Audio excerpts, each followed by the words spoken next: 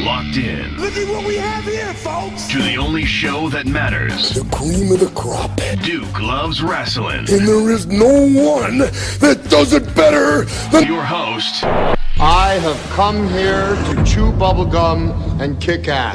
The Duke. And I'm all out of bubblegum.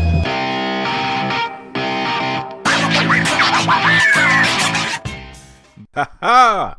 Welcome back to Duke Loves Wrestling. That's right, Jack. The show about pro wrestling and everything else.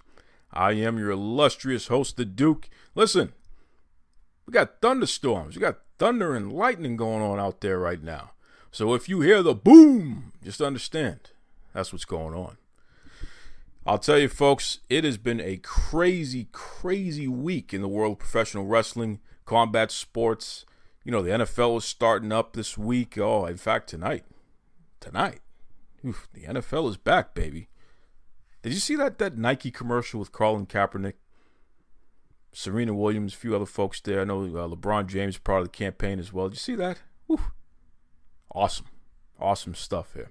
Folks, this week we're going to be talking to my man from PugilismCo.com, boxing promoter, great mind, combat sport expert. We're talking about Sean Reed. That's right, I told you I'd bring Reed back. I got a lot to discuss with this guy, especially with all the Ronda Rousey, Brock Lesnar, Shayna Baszler, all kinds of things going on. Reed's going to fill us in on that. I'm also going to give you some of my not-so-random thoughts. Got a few things to say about a few topics there. You folks have been hounding me. Been hounding the Duke. So I'm going to give you some answers on some things that you've been asking about. But before we get to any of that stuff, folks, we had all in last week, okay? This past Saturday. And let me tell you, it was an impressive endeavor. I mean, Cody Rhodes and the Young Bucks, they deserve a tip of the hat. Huh? I'm wearing my hat, of course. I'm wearing one of my cool hats. Any of you know him, you know the Duke loves to wear a good hat. Tip of my hat to you. Great job, Bucks. Great job, Cody Rhodes. You really put on a top-notch independent wrestling event. It was awesome. But I got to tell you something. When we talk about honor, and we talk about loyalty, we talk about respect. Cody Rhodes, it's time for you to stop being the snot-nosed punk that you are and give the man who is most responsible for the success of All In the credit he deserves. I'm talking about none other than my good friend, Vincent Kennedy McMahon. That's right. Okay? Cody, you know and I know that All In doesn't happen without Vince McMahon allowing it to happen. I've been saying this for months now, okay? A lot of you folks out there have been taking a little issue with me pointing out this fact, but come on. The amount of money that Vince McMahon has invested in Cody Rhodes, putting him on WWE television, putting him on the pay-per-views, putting him on the network, doing all these things to Cody Rhodes, okay? Developing this young man, teaching him how to be a pro wrestler, teaching him how to be a halfway decent promoter. And he was able to put on an event that drew a very big house. Somebody was telling me that they sold every piece of merchandise that they had up for sale. That's awesome. Great job. But Cody Rhodes, you're acting like a snot-nosed punk. I don't like it. You need to show appreciation to my friend Vincent Kennedy McMahon. That's all you got to do, Cody. Just do the right thing. Don't be a snake. Don't be a backstabber. Don't bite the hand that feeds you. Do the right thing. Acknowledge the fact that this would have never happened without Vince. And then I can accept the fact that, you know, you've moved on to this new endeavor and you're doing what you're doing. Because I got to tell you, Cody, you cheated Nick Aldis out of the NWA World Heavyweight Championship. And this is another thing here. My good friend Tim Storm deserves a title shot. And it should be the first title shot, by the way. Okay? You're not going to be one of those part-time champions there, Cody. Come on. Do the right thing. Defend the championship against Tim Storm. He's a good man. Great champion. Much better champion you'll ever be. It's time to start doing the right thing, Cody. Because all these snot-nosed punks out here who want to cheer on the latest flippy move, who want to tell you how great you are because you promoted this nice little indie event, good job. They know and I know that Cody Rhodes exists. Cody Rhodes matters to anybody because of Vince McMahon. And I'm going to keep saying it until you do the right thing and acknowledge this fact, Cody. The fact of the matter is, Cody Rhodes, what he's doing right now is a flavor of the month. Can he sustain this level of popularity, this level of acknowledgement by the masses, by the fans, by the wrestlers, by people who matter, like Vince and Kennedy McMahon? We don't need fly-by-night punks out here taking over prestigious championships and acting as if they're God's gift to something. It just doesn't work like that, Cody Rhodes. It doesn't work like that, okay?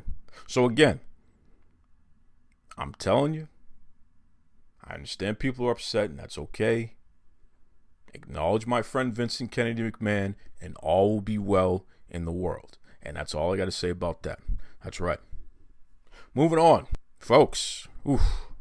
I got to tell you, there's some stuff going on that I can't wrap my head around. I just don't know what's going on here. Justin Credible has been arrested for the second time in the past month. I mean, come on, Justin. What are you doing, brother? PJ, come on. Aldo, he's got some kind of crazy domestic issue going on with his wife. Thinks she has a restraining order against him or something like that, and he keeps violating it or something. I don't know. Just get some help, brother. Come on. I like Justin Credible. I mean, especially his work in ECW. There were some times there where this guy was as entertaining and as interesting to watch as any wrestler. And I think it's sad that here we are all these years later. It's about, like 20 years later here. And this guy can't settle in to this last chapter of his career. I mean, you should be doing events like All In. You should be celebrated, brother. Instead, you're out here getting yourself in trouble. Come on, stop that. Cut it out. Get some help. You know the WWE offers this help for stuff. Come on, Justin. Do it for your fans, man. Do it for your family. Do it for you. Please. You are far too talented and far too important to just waste yourself the way that you've been doing lately, man. It's not right. It's not good for anybody. So come on. Do the right thing, Justin. Please. We're pulling for you. Moving on. Speaking of pulling for somebody, Bray Wyatt. Now, I got to tell you, folks, I got a soft spot for Bray Wyatt. I was a huge fan of his father. We're talking about Mike Rotunda before he was IRS. I loved him when he was in the Varsity Club. I loved the tag team he had with Barry Windham in the WWF years ago. I'm a big Mike Rotunda fan. So when Bray Wyatt was part of NXT, and then, he went through his different incarnations to finally settle on this Bray Wyatt character, man, there was nobody who was cheering him more than me. And I honestly feel that the WWE has taken him for granted to a degree. I mean, let's just be honest about it. Look how big this guy is, and he can do all these things. He can do the spider move. He can jump up in the air and land on you with his big self. I mean, this guy is amazing. And he's not doing stupid dives either, so don't get me wrong with what I'm saying here, by the way. But Bray Wyatt is awesome. And his most gifted part about his character is when you put that microphone in front of him and you just let him go. He's interesting. People care. And he's a big dude. He's imposing. People take notice when he's in the room. So why the hell is Bray Wyatt not in any kind of significant storyline right now? That whole Matt Hardy stuff, I don't know what the hell that was. It didn't make sense. It didn't make sense. Bray Wyatt is taking some time off, and he posted something stating that when he comes back, and he will be back, watch out. I hope this turns into something interesting, like a reformation of the Wyatt family, and let's get that Bo Dallas in the Wyatt family. That guy looks exactly like Bray Wyatt, especially when he puts a full beard on. Come on. Let's get the brothers together. Let's make it a real family.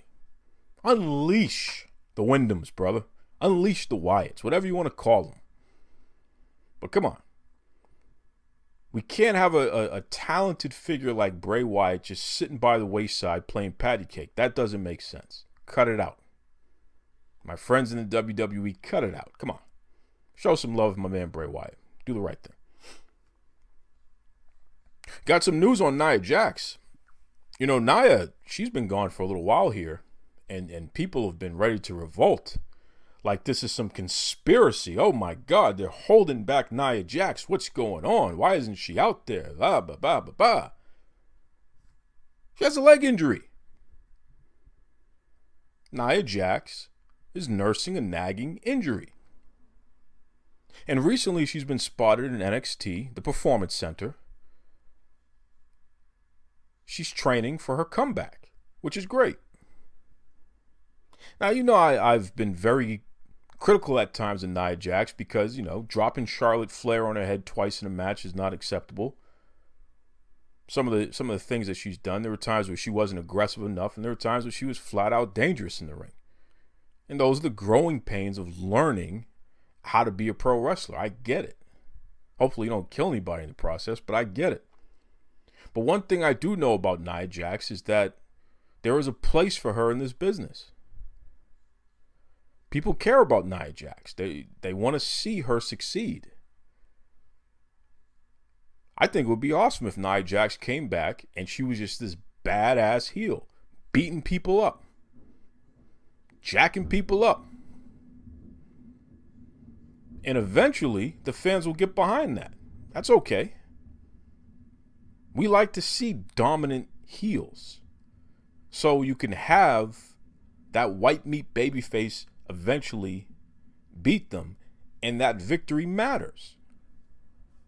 So I'm all for Nia Jax coming back and being imposing, and I hope that happens. We'll see.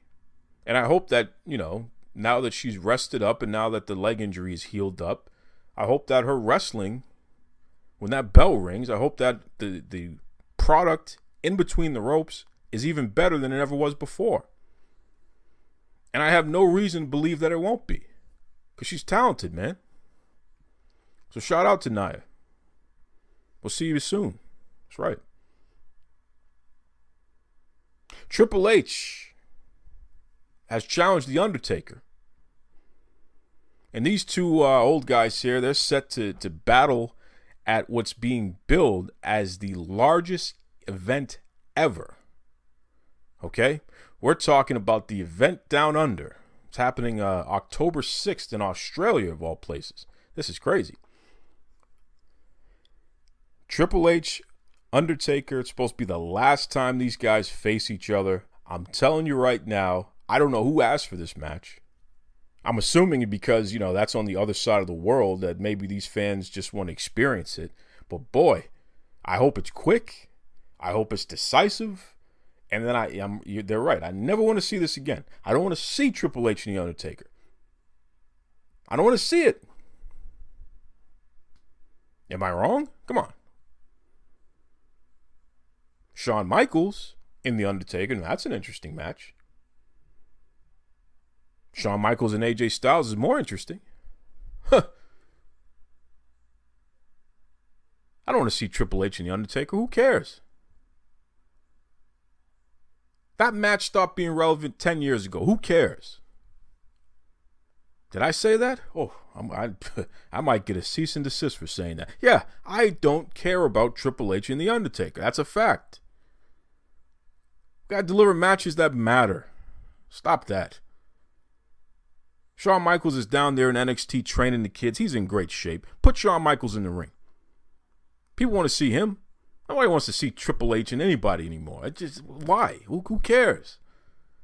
Just run the company, pal. Why the hell are you still getting in the ring? Nobody wants to see that. The Undertaker, he's a special attraction. I get it. But come on, Triple H. That's enough. We don't need you to get anybody over anymore. I'm sorry. Where the hell is John Cena? Get him in there. John Cena versus Undertaker is a more interesting match than Triple H versus The Undertaker. That's a fact. Debate me. Go ahead. Say something about that.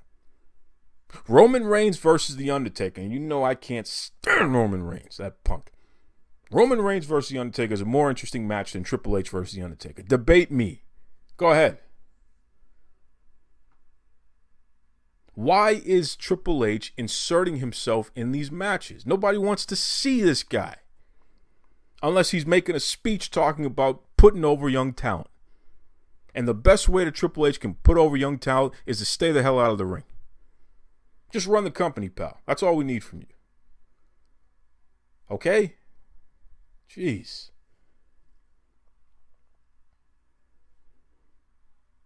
You know, I talked about it already, but All In was a major event, folks.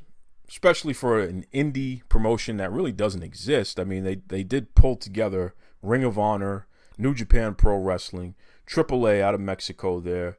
Who did I miss? The NWA. They pulled them all together. It's impressive. It took all of those entities to band together in order to put on something halfway decent, which is interesting. 11,263 paid fans. That's awesome. That's a hell of a house. That's a hell of a house. Now, here's my question. Can you do it again? Is this going to turn into a promotion? Is this going to be Pro Wrestling USA all over again where you got these promotions banding together trying to take on my friend Vincent Kennedy McMahon? You'll fail. Don't do that. Stay in your lane. But it's a feel-good story. Good job. And Cody Rhodes is the NWA champion now. Good job. But you already know how I feel about that. Tim Storm's going to win that belt back, and he better. It's just an interesting time in pro wrestling, folks. I mean, it's funny because all of these promotions are thriving. And it's not an accident. It's not a secret that it's happening during the time when the WWE is experiencing its most profitable years. That is not a coincidence. The health of the WWE has a direct correlation to the health of the entire wrestling industry. So you damn well better give some respect to the WWE because they damn well are putting food on your table just existing. Wrestlers. Debate me on that. Go ahead. Doesn't matter. Duke Loves Rasslin on Facebook and on Twitter. Go ahead. Send me a message. DukeLovesWrestling@gmail.com. Send me an email. Let me know what you think about this. I'm telling you right now. Okay? Justin Credible needs to clean up his act. Bray Wyatt needs to have a little bit more shine in the WWE. Nia Jax is going to come back stronger and better than ever. Nobody cares about Triple H versus The Undertaker. And our friends over there, Cody Rhodes and the Young Bucks, need to thank Vince McMahon. That's it. That's the recap of what I got to say about that, Jack. Up next, we have him from PugilismCo.com, Sean Reed. This is Alexa. And this is Brianna. And we're Sugar and Spice. And you're listening to Duke Loves Wrestling. All right, folks, we're back, and like I said, I've been promising you for a couple of weeks now, we got to get our man back, the expert on combat sports, to let us know what's really going down in boxing, MMA, and even touch on a little bit of pro wrestling. So without further ado, welcome back from PugilismCo.com, promoter, boxing journalist, combat sport expert. We're talking about Reed.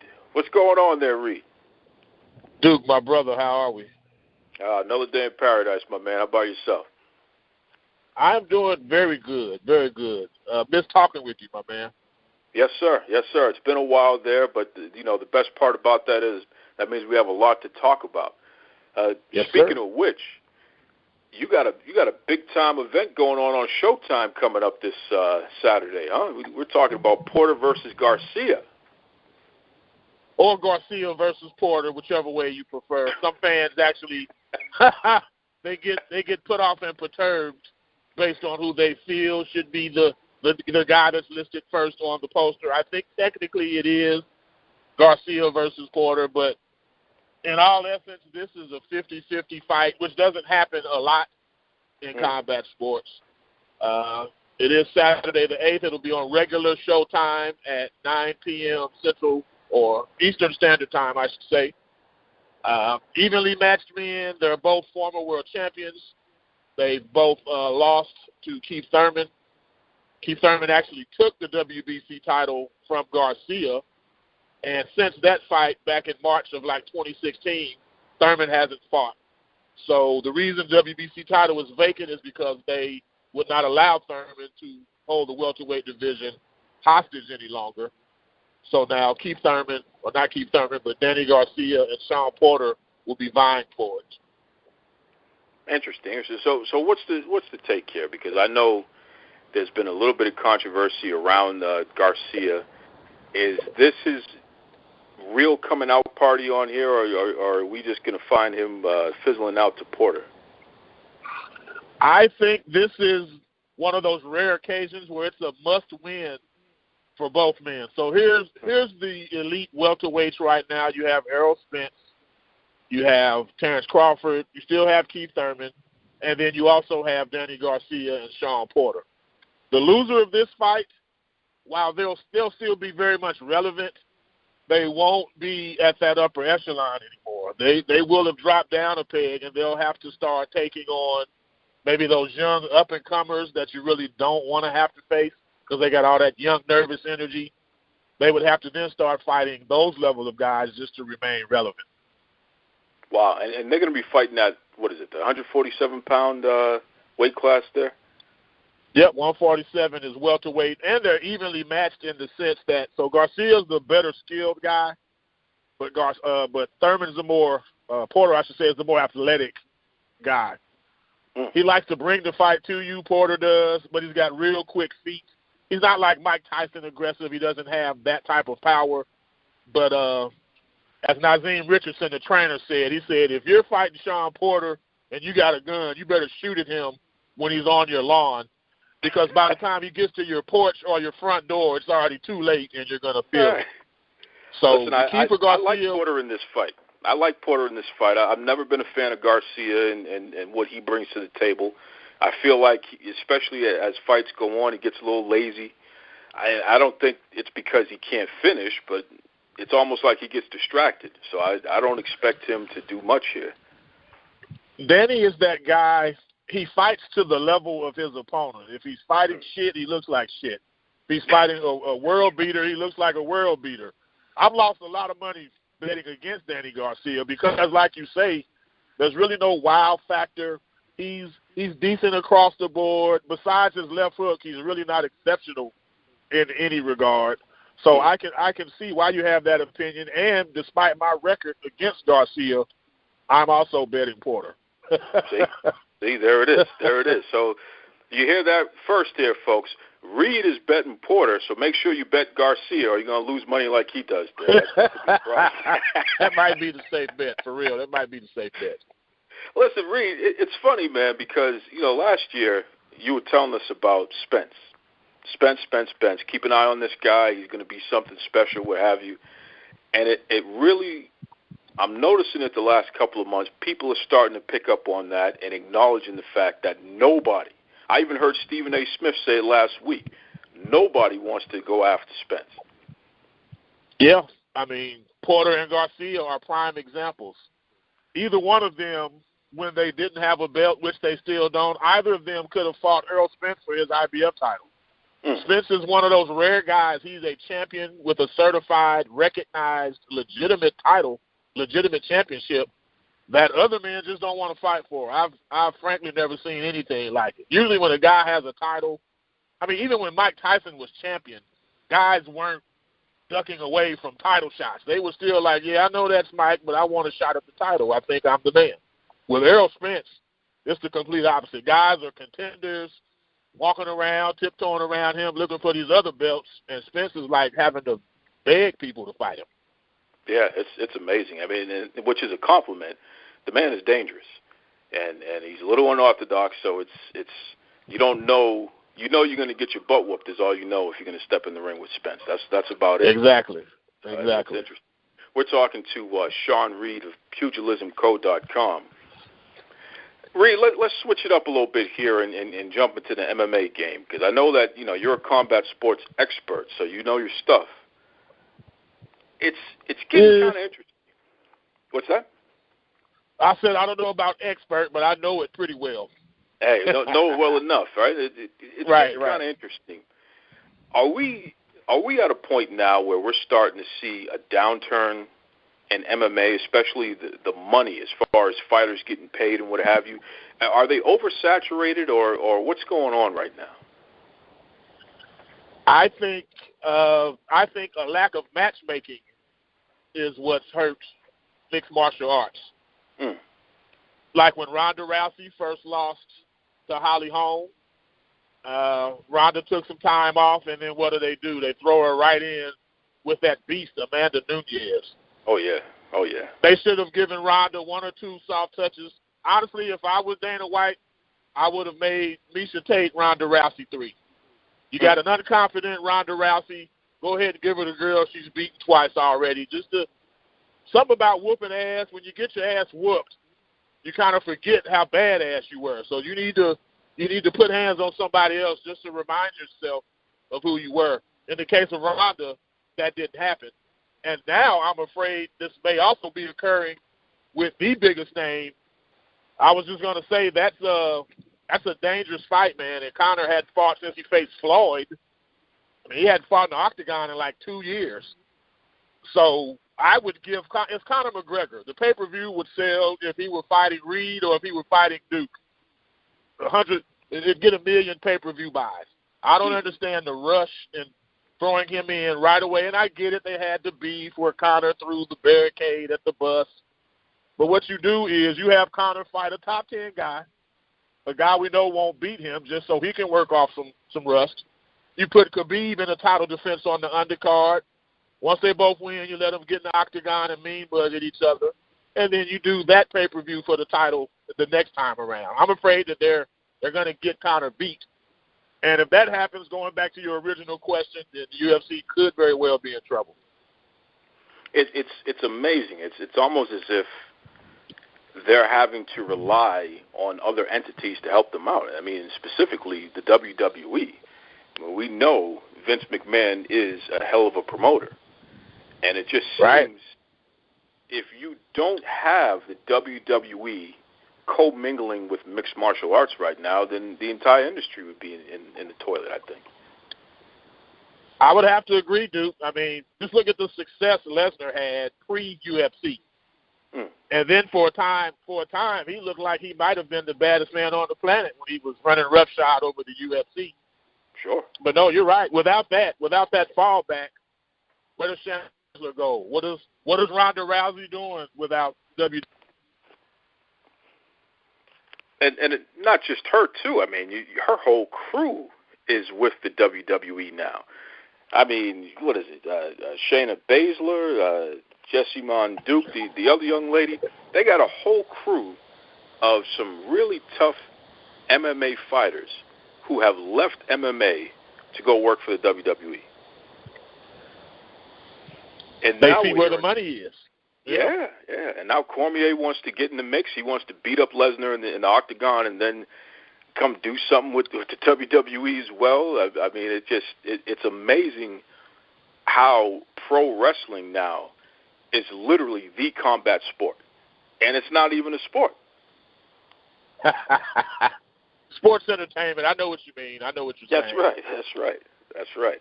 So, do you think this is a fad, Reed, or do you think this is really what we're going to be dealing with for the next foreseeable future here? I think it could become the new norm. If I'm a collegiate wrestler, now UFC has become a path for me. I don't know. I've known a few collegiate wrestlers. All of them loved watching professional wrestling. None of them really pursued it or thought of it until Kurt Angle did. But now, so if you go collegiate wrestling, UFC, WWE is almost like a retirement club for them. It's like a safe way to keep making money. You're still competing somewhat. You know, you can still get bumps and bruises, but at the end of the day, it is choreographed. So hopefully as long as you're trained right, you won't get too hurt. True. And it's interesting, too, because you take a look at the fact that Ronda Rousey is now the Raw Women's Champion. WWE is getting a tremendous amount of mainstream press off of that. So, I get why they put the belt on her. And, you know, her husband said that Ronda's back now. Like, this is the first time where she's gotten her confidence back and she's starting to feel whole again. Do you force I like hearing that. Back? Yeah, I mean, it's a nice story. But do you think she'll ever go back to MMA? I don't know, Duke.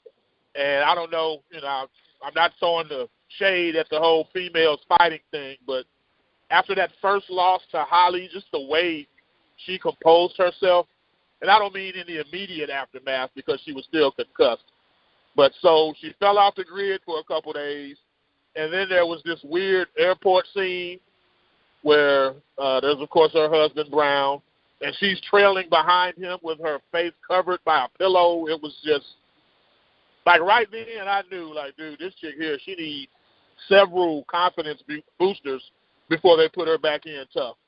And then what they do, they put her in tough with Nunes. Yeah, it depends on how they match her, dude.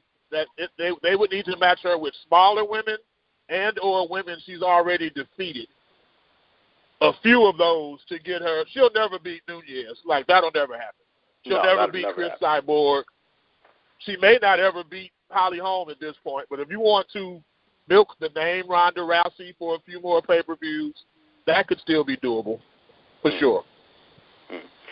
We're talking to Sean Reed from PugilismCo.com. All right, Reed, let's be honest about this now. Brock Lesnar. The man he's slimmed down. It looks like he's off of whatever the hell it was that he got in trouble with. Just in the past 4 months alone, if you were to take a look at how he looked in the WWE in the beginning of the year and how he's looking now, I mean, the man has lost significant weight. Right. Can he make it in the octagon with this current crop of fighter? I don't believe so. What set Lesnar apart was his freakish strength and athleticism.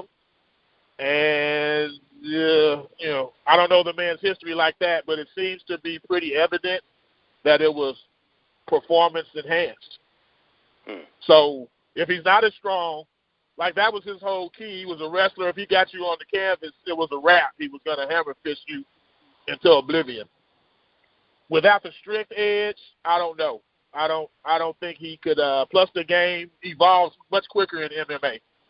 Just because you were good and the champion 5 years ago, that has nothing to do with today. It's true. I don't think he would beat Cormier, to be truthful with you, because it's not that Brock can't take a punch. He takes the punch very well, but he panics. He loses confidence in himself. You can almost literally see the fight dissolving out of him once he starts getting hit with shots. And just with that alone, and Cormier, we saw what he did to Stipe Miocic. I mean, so what is Brock Lesnar going to do with him? And the bottom line is all fights start standing up. If they started in a collegiate wrestling setting, then sure, I'd give Lesnar the edge. But with them starting standing up, he wouldn't beat Cormier. He damn sure wouldn't beat Stipe. So, he's losing weight because he has to pass the performance-enhancing drug testing procedures. So I get why he's doing it, but I don't think it's going to benefit him, no. Yeah, this might be, one of those things where he's trying to get one last payday. But, I mean, I don't know. I think it's going to get ugly, and I think Cormier is going to mess him up. And let me just say, I want the best Brock Lesnar. I don't want crack smoke looking Brock Lesnar. You know what I want him to be buffed up and mean. to me, everybody's cheating anyway. It's like Nate Diaz said, everybody's on steroids. And to me, if they're all cheating, then there is no edge. So I don't want Brock slimmed down and svelte, because that's not Brock Lesnar to me. It just isn't. No. I want to see the mean, raging Brock Lesnar. It's just, yeah, I wish there was a way to get past it. I understand the ramifications on the body. But it's like Lyle Alzado from way back in the day. He knew the risks, and he wouldn't change a thing about his life. It's true. It's true. And you know, you just opened the door now, Reed. You just talked about Lyle Alzado. So I got to ask you, today's opening day in the NFL, who's going to be in the Super Bowl this year? Let's just go straight to the end now. Oh, the sexy pick is the Rams out of the NFC. I've heard Rams and Patriots. Coming out of the AFC, I actually think Jacksonville will unseat New England. I think just that whole rift, that unspoken rift between Brady and Belichick once they traded away Garoppolo, who Belichick wanted to keep. Once that happened, I just see kind of a bit of dissension between Brady and Belichick. I think that will affect them, not so much where they suck, but to where a real good, young, hungry, defensive-oriented team like Jacksonville can catch them slipping and beat them in the AFC Championship. In the NFC, I mean, if Aaron Rodgers stays healthy, I like Green Bay. I mean, they got Jimmy Graham over there now, and when he was with Drew Brees, Gronk wasn't even hardly known. It was all about Jimmy Graham back then. So maybe Aaron Rodgers can help him get back to those days, get him back to dunking over the goalpost whenever he scored the touchdowns. So give me Green Bay and Jacksonville, although I would love to throw the Cowboys out there, but I'm a realist. Well, I got to tell you, the Cowboys ain't going nowhere, especially when the owner is on the wrong side of history with this whole protesting thing. Real quick, Reed, what's your take on the deal with Nike and Kaepernick? I love that it happened. I really love the timing of it with this whole collusion case that Kaepernick has against the NFL. I mean, they clearly blackballed the man. That goes without saying. But I love how Nike, as soon as they re-up for 10 more years with the NFL, then they announced this. I love it. The whole backlash surrounding it, from day one, the President of the United States misrepresented what the anthem protesting was all about. It was about police brutality and racial injustice. It had nothing to do with being disrespectful to veterans, to the flag, to the country. In fact, Kaepernick was initially sitting on the bench during the anthem. He did it one week. Camera didn't even pick up on it. Following week he did it. They noticed. Week after that he knelt, and we found out he knelt because he got with Nate Boyer, former Green Beret and football player, who suggested, hey, why don't you kneel? It was people kneel when they pray. They kneel when they propose. They kneel for all these other purposes. Why don't you kneel during the anthem? So that's where the idea for kneeling came. And please believe Boyer wholeheartedly agreed with Kaepernick's reasoning for doing it. I hate that it's been misrepresented so, like now Kaepernick's become the face of anti-America to a certain segment of people. And it's tragic. You couldn't please those people if you wanted to, which is the irony of the situation. Here's the thing. I had a white guy I work with. He broke it down. He said, look, I'm a conservative white guy with money. The white power structure, once Obama became president, they were threatened by the idea of losing that power. So what do you combat that with? You combat that with a loudmouth guy like Trump who's using all the correct code words and buzzwords to resonate with people who feel some type of way. So he was the perfect response to an Obama as president. I get it. But he's gone too far. You can say what you want about Barack Obama. He was not divisive. He didn't. I know a lot of black people who thought, oh, we got a black president, man. All my bills about to get paid. I'm like, bro, that's the most ignorant thing I've heard. He's the president of the United States. A black man can't be the black people's president. I had to tell black people this 8 years ago. Mm. So with that said, now you have Trump. He's just so, I don't care, Republican, Democrat, whatever. He's so divisive, and it just irks me. And in my 47 years, I have personally never seen race relations worse. I can honestly say that. Now, I live in Texas. Maybe it's different in Boston, although I know y'all have y'all's history of race up there too. But personally, in my 47 years, never seen race relations worse. Well, let's hope that folks can wake up and smell the coffee, especially with the collusion trial and everything going on. You know, Mueller with his investigation. If it gets to a point where it's proven that this man colluded with another nation against our country, that just might be it to make these folks stop and realize that they were participating in something that was a sham. But it's to the point, Duke. He's brainwashed so many people. Oh, well, it's just a witch hunt. You guys wanted them out of there from the beginning. You never gave them a chance. At this point, I don't think there's anything Trump could do or be found guilty of doing that would change his supporters. That's sad. That's sad. And you know, I have to give this disclaimer anytime he's brought up, Reed. Folks, Donald Trump is in the WWE Hall of Fame. This is a pro wrestling podcast. So, topical. So, yes, we're going to talk about it. Reed, if folks want to check out anything you have going on, they want to read your insight or what have you, what's the best way they can reach out and find you? You can go to the site, Pugilism Company. That's PugilismCo.com. You can also look up the same address, Pugilism Company, on YouTube. I'm podcasting under the name Reed BBS, which stands for Black Birch Sugar, and Bachelor of Boxing Studies. So I'm adding to my list of imaginary degrees. Now listen, are you going to be doing something on the fight for this Saturday here? We did do a podcast earlier this week, and I will be doing a post-fight. So the pre-fight, which should already be up on YouTube, again under Pugilism Company, and yes, I will do a post-fight podcast as well after the fight happens Saturday night. All right, so here's what we'll do, folks. We'll post it on the Facebook and the Twitter page, so you can have a direct link. Reed's YouTube, PugilismCo. You can hear his insights on the fight even further, the pre-fight and the post-fight. Pre-fight's already up there, so this is cool. You can hear it all there. My man. Listen, my man. Reed, we always support you. We always appreciate you, man. You're a great dude.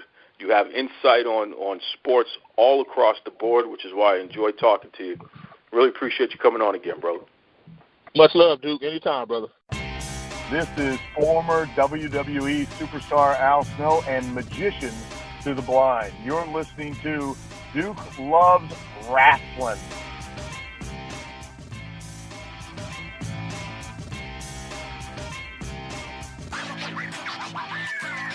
You know what's great about Sean Reed is that dude, I'll tell you, he is always available for a hot take. Jeez.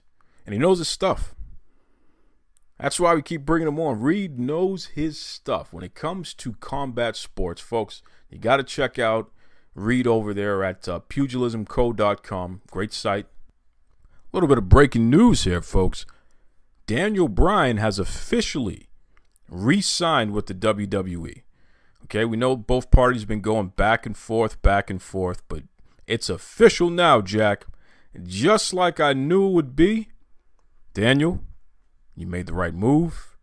This is what's best for business. It's what's best for your family. More importantly, it's what's best for your personal physical well-being. So, shout out to Daniel Bryan. He's going to be with the WWE for the foreseeable future, which is awesome. So we can expect to see more out of him. Hopefully he doesn't take too many crazy risks or anything like that. Definitely happy to see that. Daniel Bryan, you're not going to see him in some VFW or some gym or something crazy like that. No, he'll be in the WWE for the foreseeable future. So, great news there. Great news. I want to give a special shout out to the man, Diamond Dave Vittorini. It's his birthday. Happy birthday, Diamond Dave. You and the family. Great guy. Cool dude. That's right. Jesse. Shout out to Jesse, his wife. Also want to give my condolences to the family of Burt Reynolds. That's tough, huh? Burt Reynolds passed away, folks. Jeez, Smokey and the Bandit. Boogie Nights. Etc., etc. Burt Reynolds, he's had a hell of a career. You know, Burt Reynolds is one of those Ric Flair types. You know, Clint Eastwood types. He kissed all the girls and made them cry. Jesus. Burt Reynolds. It's interesting, folks. I was been looking at some of the comments and listening to some of the things being said out there about the past week. You know, CM Punk, he did a autograph signing during All In Weekend at StarCast. Shout out to Conrad Thompson for a successful StarCast event. You know, it was a big wrestling convention that he put on. It was awesome. We need you to do another one, Conrad, please. But CM Punk was there, and you know, he did a great job signing things and thanking the fans and all that. And it's, you know, the guy's making it clear that he's not getting back into the pro wrestling game. And some of you fools out there are acting as if he owes you something. CM Punk is done with pro wrestling. And that's his business. So leave him alone. Let the guy do what he wants to do in life. Come on, stop it. If Punk wants to keep trying to break into the MMA game and keep getting his face pounded in until he finally wins a match, so be it. I'll still watch. It's interesting. So shout out to CM Punk. Glad that you're doing all right, brother. You know, I wonder if Brie Bella is doing all right. I would be remiss if I didn't bring up the fact that the Bella Twins returned to active ring competition on SmackDown Live. And Brie proceeded to not do it once, but twice. Twice she went for suicide dives. We're talking diving outside the ring onto her opponents. And twice she smashed her face into the ground. I mean, just ridiculous. And this isn't a knock against Brie Bella. Give me a break. I understand, you know, she took time off. She had the child and she was dealing with her husband and all his problems and what have you. No, I got no issues with Brie Bella. But I have issues with you Punk fans out there who continue to put the pressure on these wrestlers, and you have them convinced that they need to take these unnecessary risks like these suicide dives. Why the hell is Brie Bella doing a dive? It's not a finish, so it didn't add anything to the match. She royally botched it the first time, and then she went back and did it again and botched it even worse. But it didn't add anything to the match, the move, whether she did it perfectly or not. Stop diving. What are you doing that for? You're going to hurt yourself. You're going to break your neck. It just, I don't understand. When did we get to the point? Can somebody tell me when we got to the point when doing suicide dives became as common as a wrist lock or a drop kick in a match? I was talking to my buddy Rudy Boy Gonzalez, you know, the trainer of champions, one of the greatest trainers of all time, and he said wrestling evolves. Get with the times. It evolves. It changes. And that's fine. I get that. Sure. I watch Flair Steamboat, and I don't see anything that comes close to that today. So I get it. Wrestling evolves. But does it have to evolve to the point where these folks are literally hurting themselves unnecessarily like that? I mean, come on. Dives? For what? What's the point? What does that add to the match? Other than nonsense. I don't recall Brie Bella ever doing dives before, so I don't know why the hell she's doing them now. It's crazy. And where does it end? Oh, stop it. Just cut it out. I don't want to see another dive from Brie Bella. I don't want to see any dives from Keith Lee. I don't want to see dives from Big E. I don't want to see dives from anybody. Just stop diving. Wrestle. Tell a story. Do something that makes sense.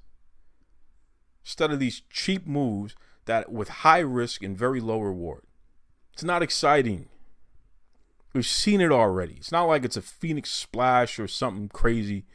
Whatever the hell this fool, what's his name, is doing as a finisher these days. What's the guy's name? Ricochet. We've seen the dives. Come up with something else. Give me a good submission hold, huh? Is that so hard? Goodness. Duke Loves Rasslin on Facebook and on Twitter. DukeLovesWrestling@gmail.com. Let me know what you think, folks. Send me your questions. Send me your comments there. I know many of you are very upset with me for continuing to point out that Cody Rhodes is ungrateful punk and that he needs to acknowledge Vince McMahon. I know you're upset about that. It's funny. More of you are giving me a hard time about that than the ones who are upset with me for pointing out that Roman Reigns is a punk. So I guess maybe you like Cody Rhodes more than you like Roman Reigns. I don't know. Something. Who knows?